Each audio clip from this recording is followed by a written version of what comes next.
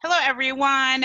Welcome to an English version of Contraelite. And because we are crossing over for this new season, upcoming season, we are doing some of our episodes in English and most of them in Spanish, but sometimes we can't find people who can speak in Spanish, so we have to do it in English.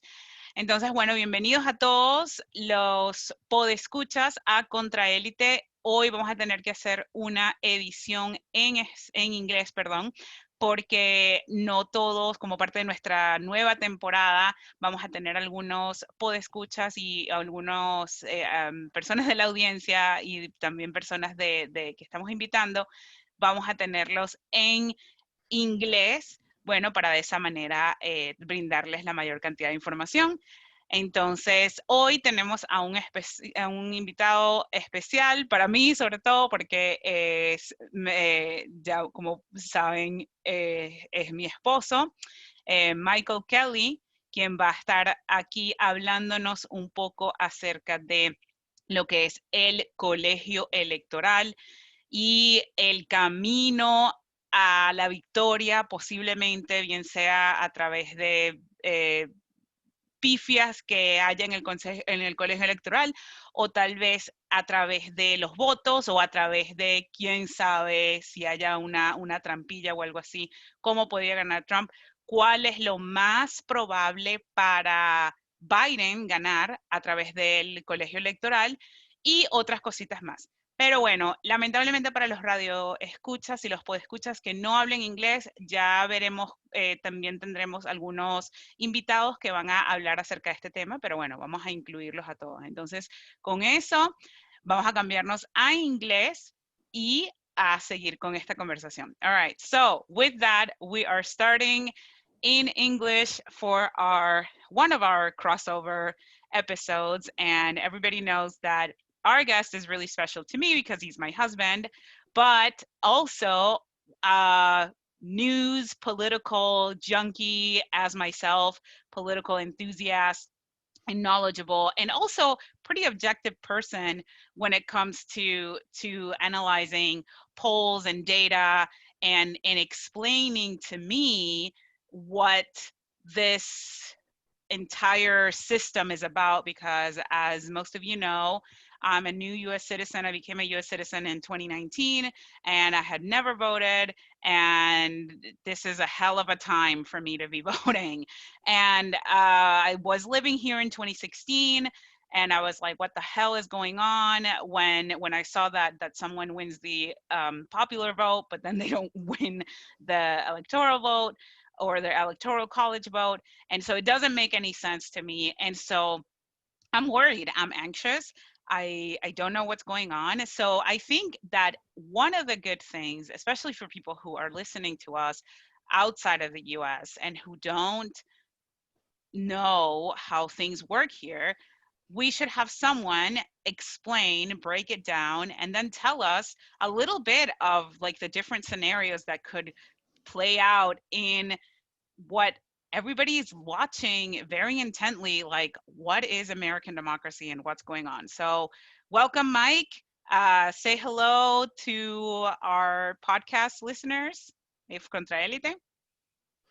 Hi, yeah, thanks for having me on. Happy to contribute any knowledge that I can contribute. Thank you. That's very good. Okay, so let's start with the Electoral College. What is it? What are the numbers? Show us your Well, magic. well, the Electoral College is confusing to a lot of people. In most countries, you vote, and then whoever gets the most amount of votes is the one that wins the election. In the United States, we don't do things that way. We have this thing called the Electoral College. Essentially, the founders' view of states was much different than our view of them today. They viewed states as being much more independent and much more separate, and the central government being less powerful, generally speaking. And so they thought it was important to not have a direct electoral system. So essentially, the way it works is every state gets a number of electors. So when the people in that state vote, those electors will then vote for the president direct. Those electors will vote for the president directly rather than the people doing it. The number of electoral votes is going to be the number of representatives and the number of senators they have put together. So, for example, Iowa has 4 representatives and 2 senators, so we have 6 electoral votes. States, generally speaking, will award all of their delegates in one chunk, although that is not true with every state. It's a first past the post system, so whoever gets the most number of votes in those states gets all the electoral votes in those states. The 2 exceptions are Nebraska and Maine. Nebraska and Maine allocate their delegates differently, basically. They do it by congressional district. Okay, okay, that's very interesting and kind of weird because so and right now we have a total of, according to your number, then it's 535. No. Yeah. Yes. 538. 538. Because what about like DC and stuff? DC gets 3. Oh, okay, okay. So, but In otherwise fact, I they're was not. just looking this up when we were talking about this. DC was awarded electoral votes in 1964. 1964 was the first time they were able to cast electoral votes. Okay, okay, very good. So, so that means that what happens to like why does this electoral college make such a mess with the popular vote? I mean, Well, what are the magic numbers? the problem is you have a state like, I mean, the 2 states that are probably the most different and the most comparable when you're talking about this are California and Wyoming. Wyoming has just under 600,000 people. California has about 40 million people. Now we could talk later on about what the effect of the Senate and the fact they have the same number of representation in the Senate. But what it essentially means is if you live in Wyoming, and Wyoming has 3 electoral votes because they have 2 senators and 1 representative, and California has 55. Now, while California, obviously has a lot more electoral votes than Wyoming, proportionally speaking, they don't have as many more as they should based on the population. The other problem is looking at the popular vote. So, for example, since 1992. In 1992, 1996, 2000, 2004, 2008, 2012, and 2016, in all of those years, the Republicans have only actually won the popular vote once in 2004. Every other year, the Democrats have won the popular vote. But the Republicans are still able to win because Democrats are packed into bigger states, and so their votes aren't spread out over multiple states, which is how you win the Electoral College. So, like, basically, the way that the demographic trend continues to go, because like human beings just keep living in cities and in urban areas and in densely packed areas that are automatically going to be more liberal or more leftist because they're more diverse, because they're more modern, et cetera, et cetera. If we continue on this path as far as having the electoral college and demographics continue to be the way that they are normally, like most people move to cities and live in urban areas, it could be that this party, the Republicans, can keep winning under the current system. They can keep winning even though they don't have the majority of the people. Or do you think it could sometime at some point like break and finally the people's voice will be heard regardless of the electoral college? Well, the thing is, so from about the passing of the Civil Rights Act in 1964, you have this situation from 1964 on into the 90s, late 80s, early 90s, where the Democrat-Republican split was very much North versus South. Northern states were more likely to vote Democrat, and Southern states were more likely to vote Republican.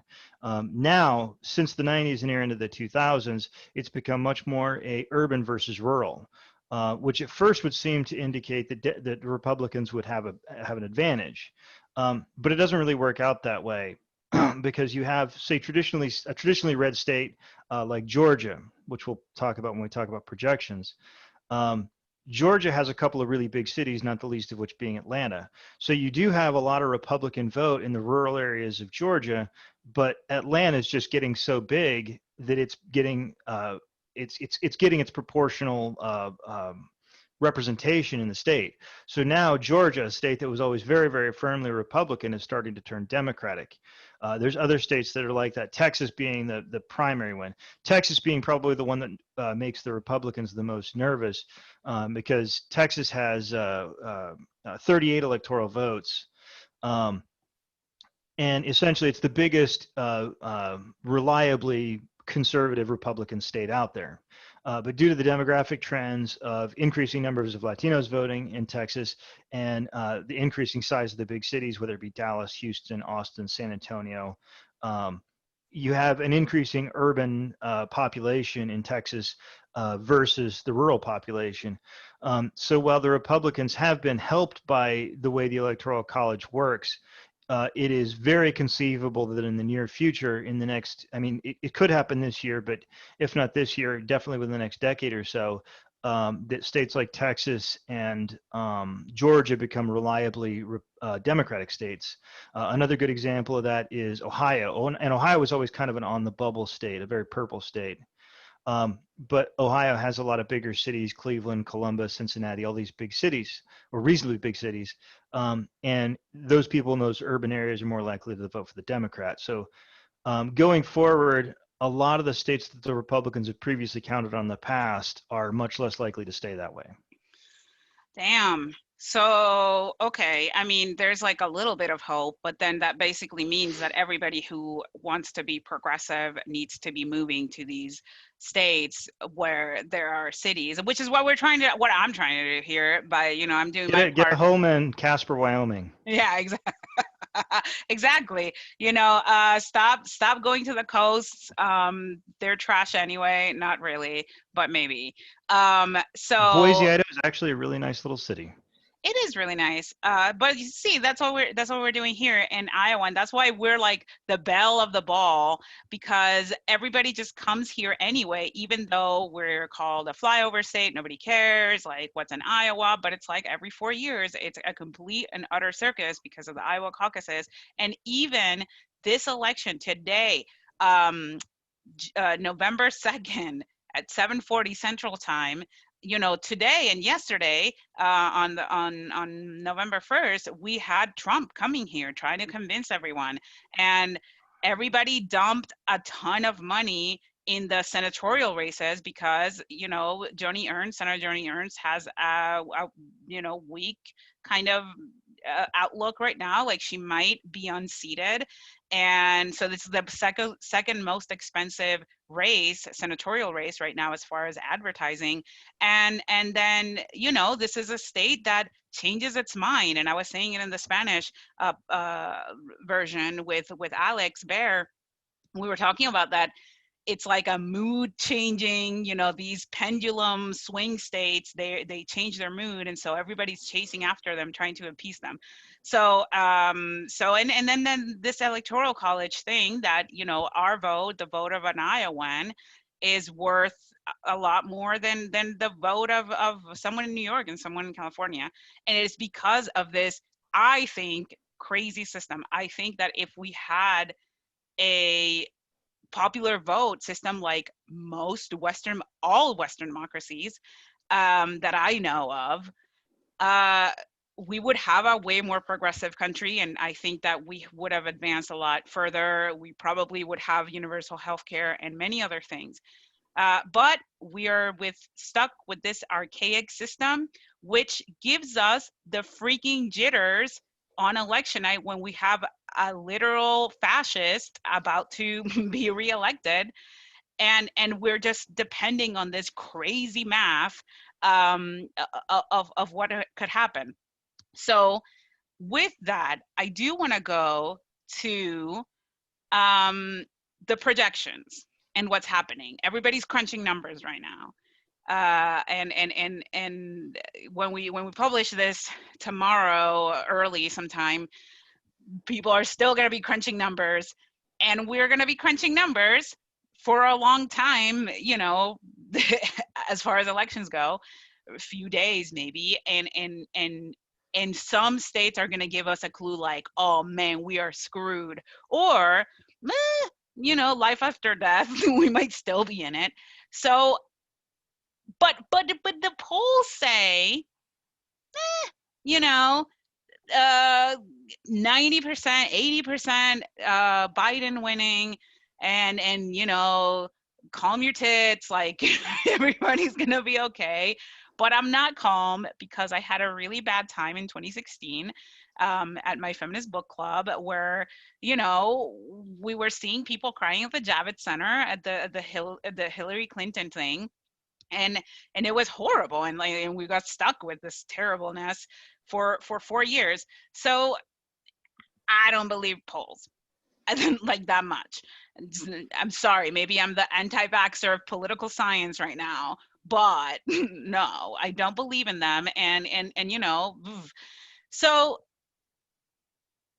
I want to know what could happen.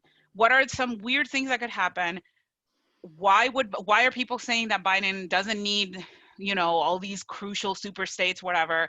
And then why are people on the Trump side like celebrating and just being really happy?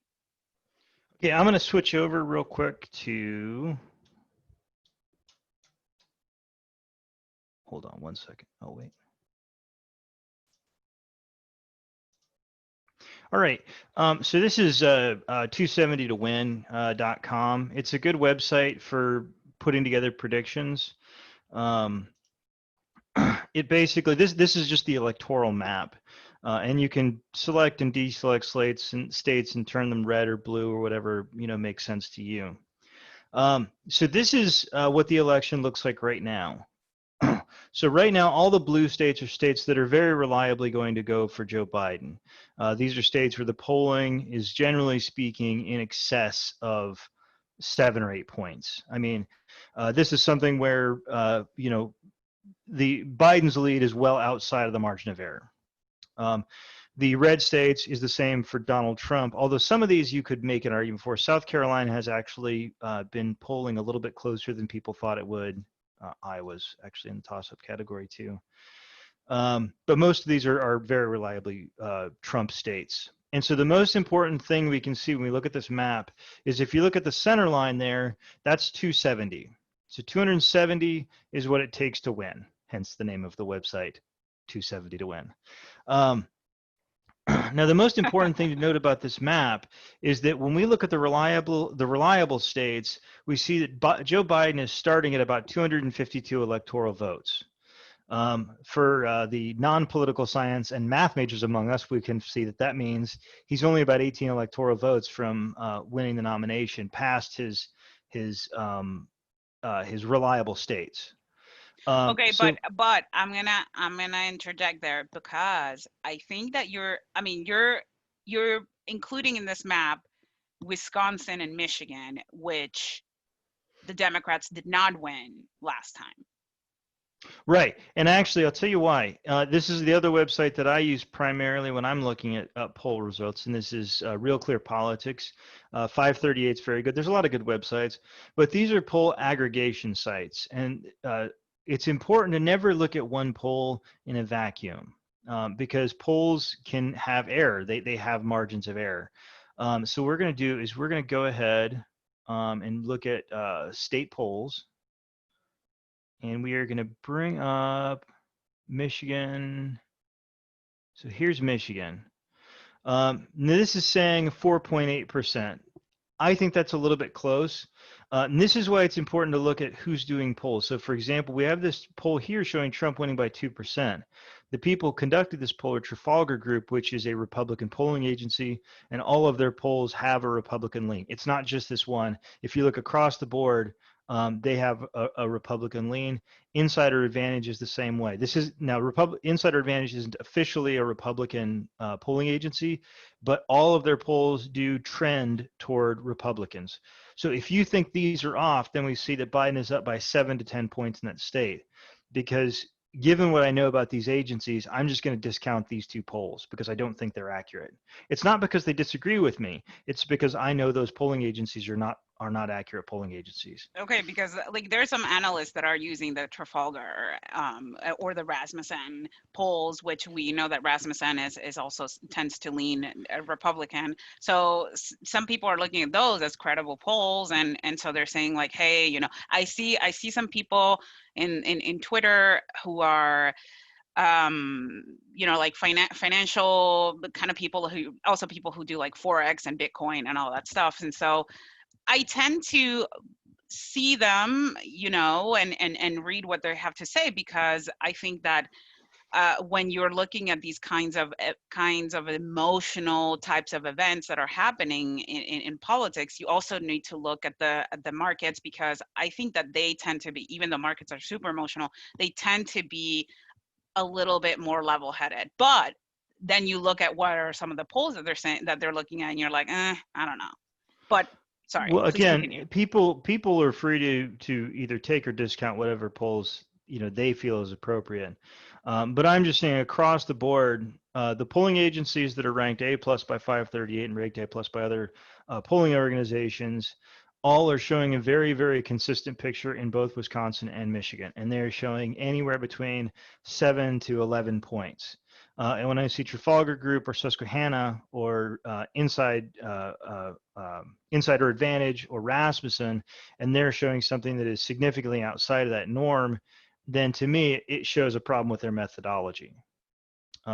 So that's why I color in Wisconsin and Michigan blue, because I don't think there's any significant chance that Trump has to win those two states. And even though he won them last time, he won them by a little bit. But it doesn't matter if you win by 700 votes or by 10,000. If you win, you win. Between Wisconsin, Michigan, and Pennsylvania, it was about 70,000 votes in 3 states. So it was a very, very tiny margin in those 3 states. Yeah, but you win. Right, correct. But what I'm saying is when we're seeing numbers across the board getting significantly more spare for Donald Trump, then 70,000 votes becomes a significant 70,000 votes is not a significant thing to overcome. So we could talk about Biden's path to begin with. So yeah, let's get that one out of the way and then get into the nitty gritty with the other possibility. Now, one other thing to talk before we talk about that path, you'll notice Maine and Nebraska, like I mentioned earlier, they're kind of weird and they have different little shading things. And we're going to go ahead and shade in Nebraska's second as Democrat because that's been polling in favor of Donald Trump very consistently for a long time. Maine's second district has actually been a little back and forth. I think it's probably going to go for Biden, but for the purposes of this exercise, we can say it's going to go to Trump. I think it'll probably go Biden, but it's not particularly important. So for Biden, really, his big state, his state that will close things out very quickly is Pennsylvania. So obviously, if you could see if Biden wins Pennsylvania and loses every single other swing state on the map, he still wins the election. That's why you'll hear a lot of people talking about Pennsylvania. Okay. So for Trump, Pennsylvania is a pretty much a must win. If you're watching on election night and they call Pennsylvania earlier for Joe Biden, unless there is some kind of a colossal polling error somewhere else, it's a very good chance that Biden has won the election. Okay, so we gotta be like, if in case that Pennsylvania is called early or that night, then we could start to maybe breathe a sigh of relief, but right.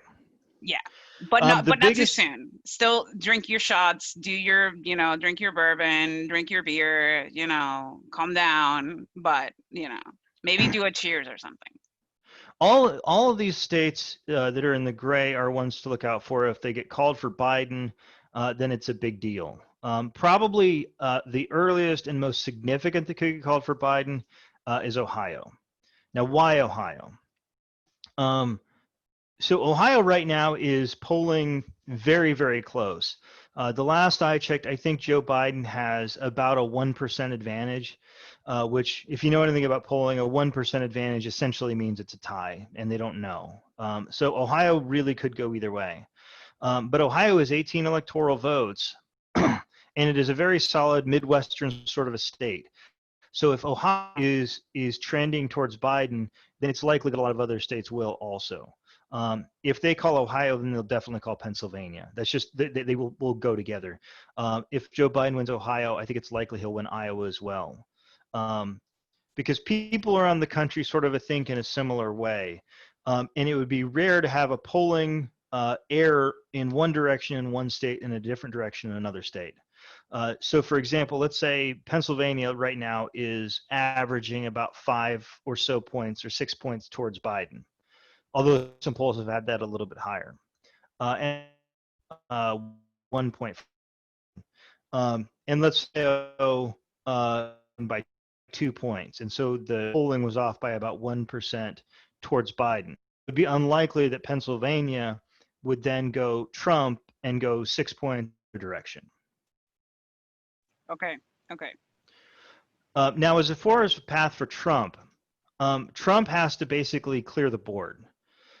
So say, for example, we get an early call for Pennsylvania for Donald Trump and Florida for Donald Trump. That's not good for Biden. But there still is a lot of paths for Biden going forward, because we have Arizona and Nevada out here. Arizona, Nevada, he loses everything else. He still wins the race, and he's pulling ahead in Arizona and he's pulling ahead in Nevada. Okay. Arizona's, I think, about 3 points, and I think Nevada's around the same thing. As far as states that Trump is looking good in, right now, I would say Iowa is probably leaning Trump, although again, it's polling very, very close. I think Trump is going to win Iowa. Like I don't see it. I think like corn politics, and I've been reading this stuff like from different people, subsidies, and I think like they've gobbled up whatever rhetoric he's talked about, and like subsidies and like ethanol, and like has been able to do some sort of rhetorical gymnastics as far as like not liking renewable fuels, or not like or like marketing renewable fuels as like part of like fossil fuels, and just kind of like pandering to rural voters and to farmers and things like that. Like I pretty sure that there's like a bunch of corn lobby groups here in Iowa that are supporting like Joni Ernst, and she is, really close with Trump. They have really closed, ranks, and they have really solidified and consolidated. So I honestly One think. thing I would advise exercising caution is there is sort of a tendency to believe that people, when they fill out their ballot, they vote for the Democrat for president, they vote for the Democrat for Senate. They vote for the Republican for president, they vote for the Republican for Senate. That's not actually true. I mean, it is largely true, but there are a great number of people out there who will vote for Donald Trump for president and vote for Teresa Greenfield for Senate. I don't know what their thought process is behind that, but there will be a good number of people. South Carolina is a state we're not going to talk too much about because I think it's pretty likely to go for Donald Trump. Mm-hmm.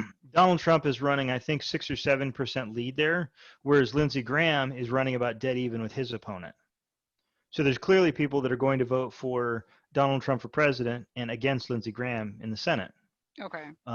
That's weird. Americans vote in kind of strange ways. So let's just go for Trump's path. So he has to win Pennsylvania and he has to win Florida. Mm-hmm. So that's going to get him to 175. Remember, we're shooting for. Go ahead. I think Florida. I think he's got it because he's really energized. Everybody knows that Latinos in Florida are not Democrats at all. I think like since the late 90s with like and someone mentioned it during the first little dispatch of Contraelite, that after that Elian Gonzalez thing, the Cuban American community has shut the door on the Democrats, and they're just gone.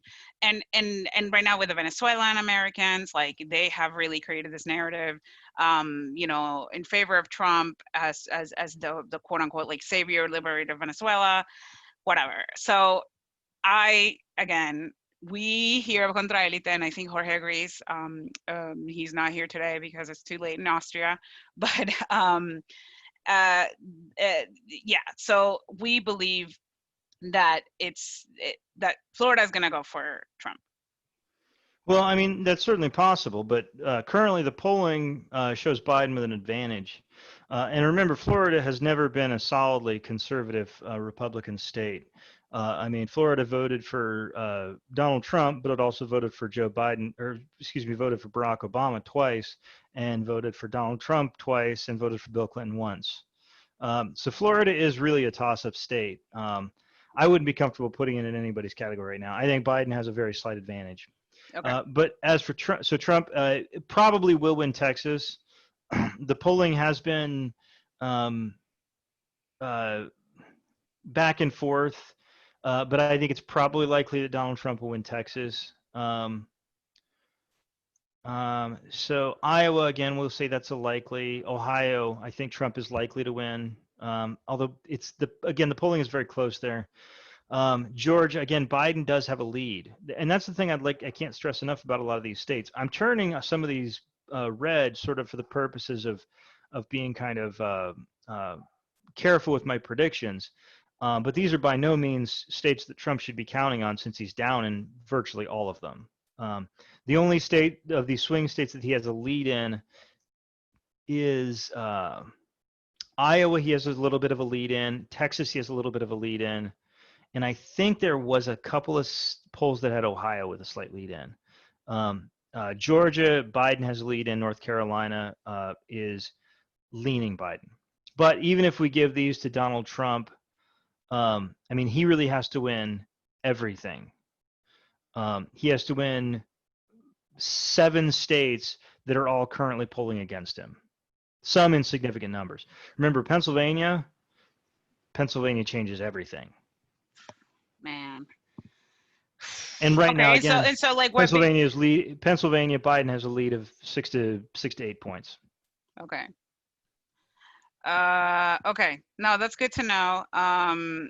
So, and then we are seeing now, just because we're running out of time, but like, we're seeing now that there are a lot of different paths for Biden to potentially win, according to if the polls have been leaning right, and if he comes in with this strong number of like having like 253 electoral votes that are like going to be like solidly for Biden, then he might need 1 or 2 states, or he might need like 1 big state like Pennsylvania, and then it'd be done.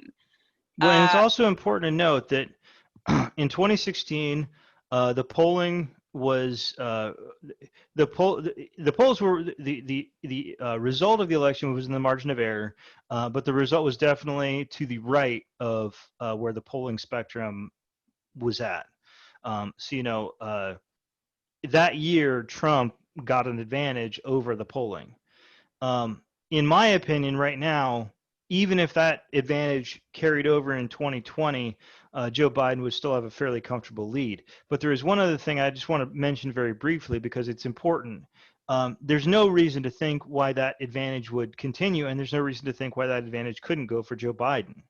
I mean, there's a lot of these states where Joe Biden is only trailing by 3 or 4 points that he could win. I mean, Joe Biden could win South Carolina. Joe Biden could easily win Iowa. Alaska has actually been polling fairly closely. So I don't think Alaska is going to go for Joe Biden. Well, I didn't say it will, but I'm saying it is a possibility. I mean, well, but like we'd be talking about like a complete bloodbath if Alaska ends up going for Biden. There are certainly maps that I've looked at, given if you just look strictly at the polls and don't give any advantage to the right at all, where Joe Biden wins by 400 400, 420 electoral votes. That's crazy. Let's not go into the land of unicorns with that. But And the other thing to remember about all this, and all this talk we've done about the electoral college is important and the most important thing, but it also helps to sort of think about the popular vote. And this is one story that I don't hear the media talking about very much. All of the deep red states, your Oklahomas, your Alabamas, your Tennessees, Kentuckys, Montanas, Idaho, these really deep red states, they are showing Trump with significantly lower leads than he had in 2016. In some cases, double digits lower. Now, that doesn't mean that Joe Biden is going to win those states. Joe Biden is not going to win Idaho or Alabama, but it does mean that in 2016, Trump had maybe a 25-point advantage, and now he has maybe a 10-point advantage or a 12-point advantage, and that's significant, and that'll definitely show up in the popular vote. okay. Okay. No, that's very good information to know, like all the nuances of these different things. One thing that really helped me to understand, why the polls were wrong, because Jorge, he's very skeptical, and I'm carrying over that skepticism from him, because again, yeah, it's too late in Austria. And actually, Austria had a terrorist attack happen today, November 2nd. So all of our thoughts are with the people of Vienna right now in Austria. And he was like actually coming home from work when this happened, and it was just pretty scary. So I'm glad that he's safe, his family's safe, and let's hope that they catch whoever is so terrible that did this.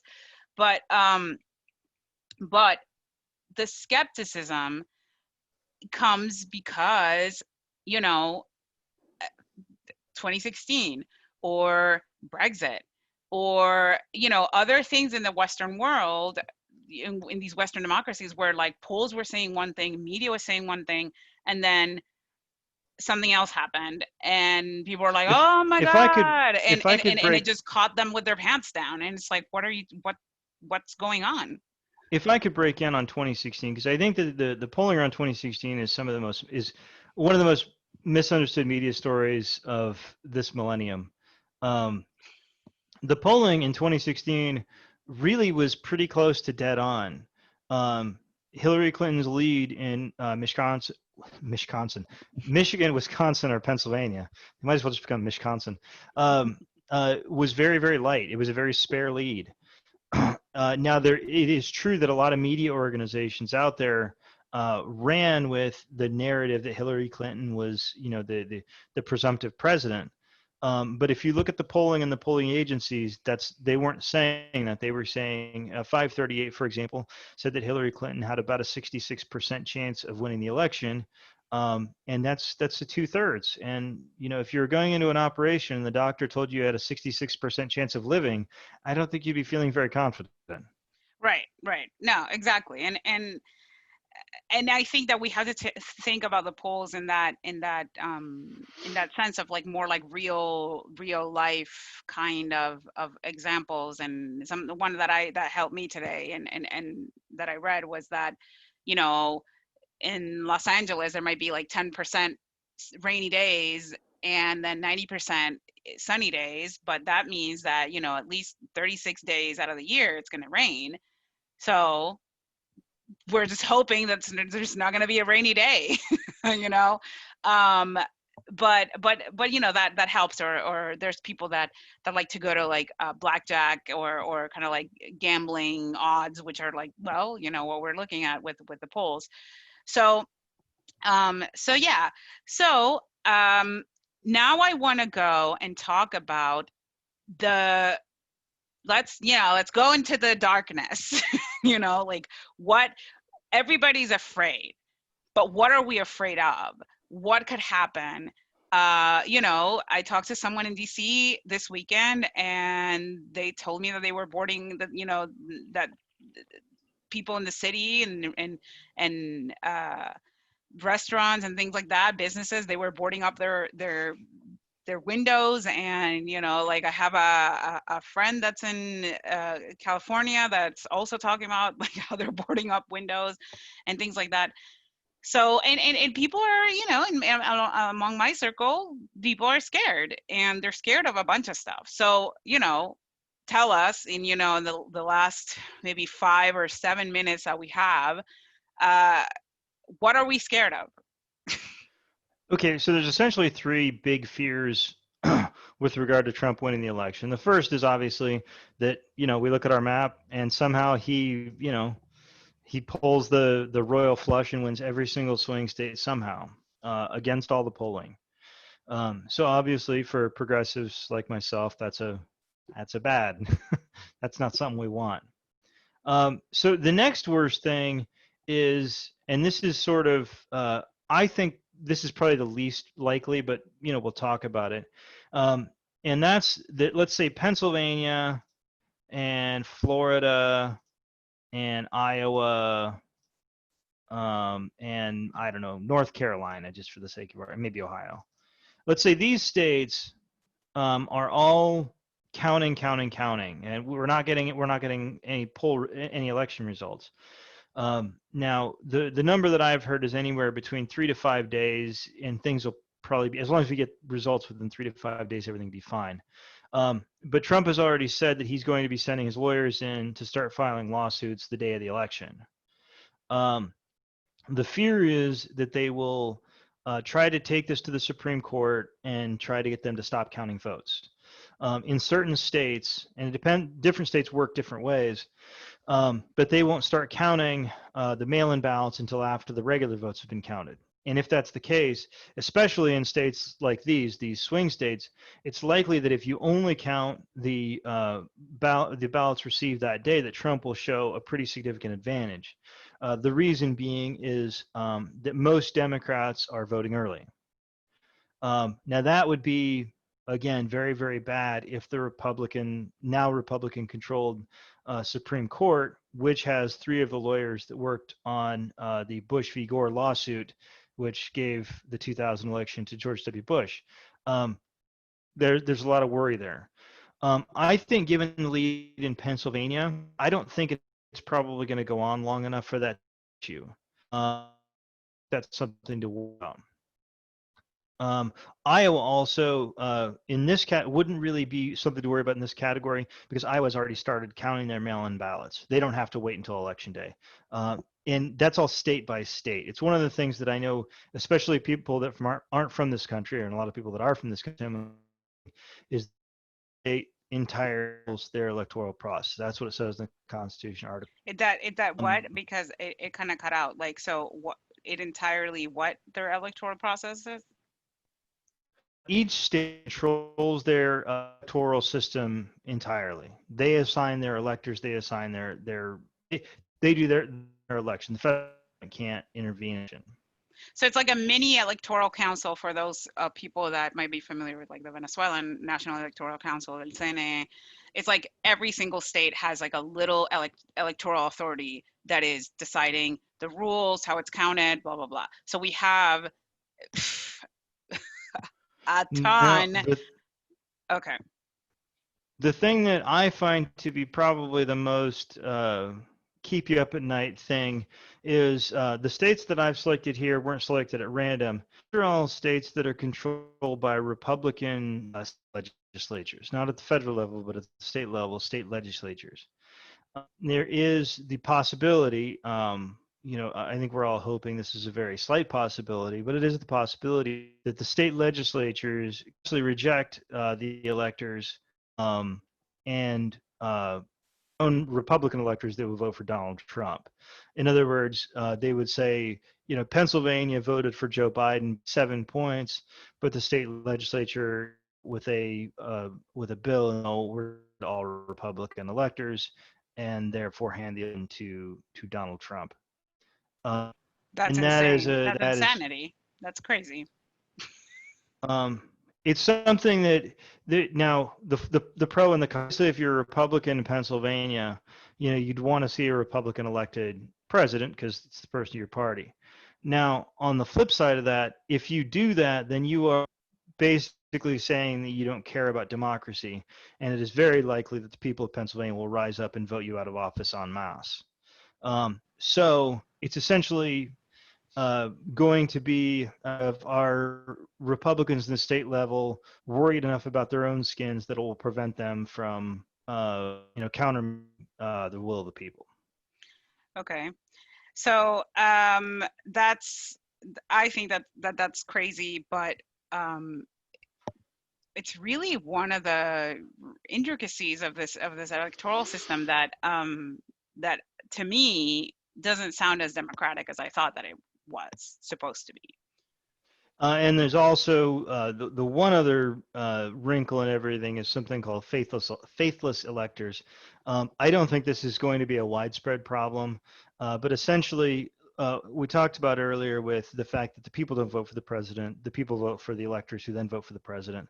And there has been cases in the past where people just didn't. They were told who they were supposed to vote for by the people of the state, and they voted for somebody else. It's not happened very often. And actually, there was a Supreme Court case this year where the Supreme Court upheld the right of the states to punish people for being faithless electors. So, for example, this person was in Washington and they were fined $1,000, which I Wow. think is a little light, but Yeah. at least the states do have the ability to punish those people criminally. Wow. Okay. No, I mean, that's good to know that could protect or deter or whatever. But so those, those are kind of like far-fetched scenarios, but that like technically, if people were hell-bent on not recognizing, and on stealing democracy, then they could, essentially use the rules to do something like that, which is really scary, actually. So hopefully nobody gets any ideas of doing that. Um, so but what else? What else are we? Okay, no, well, what else are we scared of? And then I want you to tell me what you think your prediction is to close us out. Um, as far as other things to worry about, I mean, just everybody keep an eye out for, voter intimidation. I mean, that's it. It happens. I don't think it's going to be. I don't think it's going to have a significant impact on the election. Um, but it could. It could. Um, sorry, I'm doing my picks as I'm saying what I'm Okay. saying. Yeah, no, that's fine.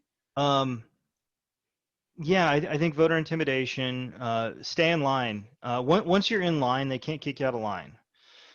So if you get in line, stay there. I know it's going to be long. Bring a couple bottles of water, bring a sandwich, bring your phone, bring your charger, um, and just stay in Wear a line and vote. Don't mask. wear a mask. Definitely wear a mask. Don't let anybody intimidate you. You're going to see people with guns at the polling locations. That's something they're allowing in a Ugh, lot of states.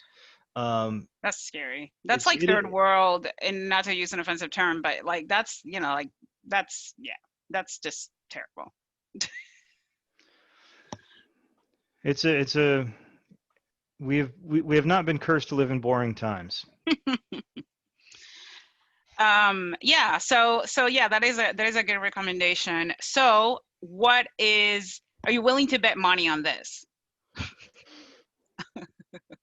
Monopoly money. Now, like $25.